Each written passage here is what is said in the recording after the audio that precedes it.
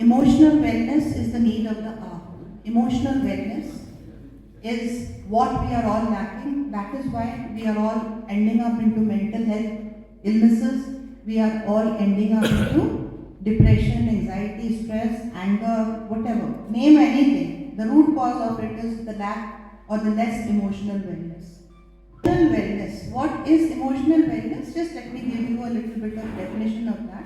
Emotional wellness is how we all manage our emotions. First of all, we are aware of what our emotions are, how we manage them, how we come back to a state of homeostasis, of peace, happiness, and calm inside of us.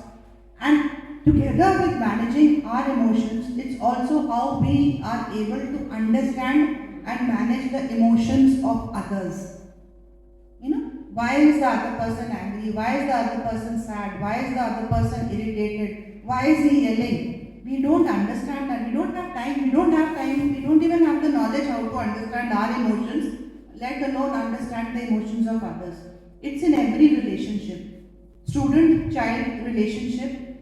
A teacher is angry on students. Students are not able to understand or communicate with the teacher. Parent-child relationship. The children are, not communicating with parents. Parents are confused what to do, how to tackle the children today. In the office relationships amongst the employees, between the officer and the manager, everywhere there is a communication rift. There is less emotional intelligence in people. There is anger, frustration, anger. People are changing jobs at the drop of a hat. People are leaving jobs, taking up new companies. They say they are doing it for money, but the root cause of all is that they are not happy where they are. So happiness and emotional intelligence is directly proportional. The more intelligence or more emotionally EQ you have, the more happier, the more at peace, more calm you are. So this is emotional wellness. Understanding your environment's angle and understanding the emotions of others. That is also called empathy.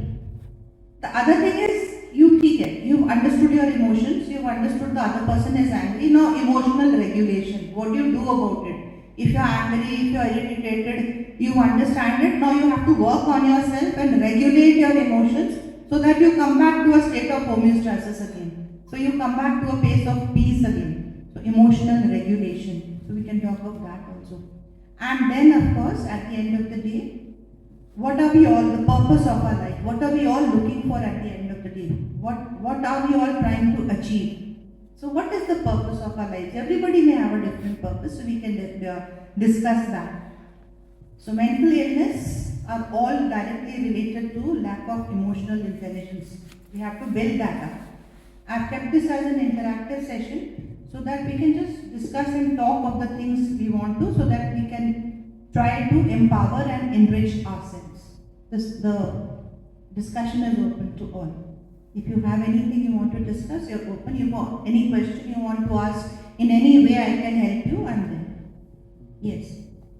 Just one thing, that these days, if you are emotional, it is regarded as a negative quality. He is too emotional, he reacts emotionally. Very emotional. When I talk emotional. Emotional food. Emotional. No, emotional and emotional intelligence are two different things. Being emotional means you are trying to say that I get influenced by others a lot. If there is a problem outside, I get so influenced that I get sad, I feel angry. That is why I am emotional.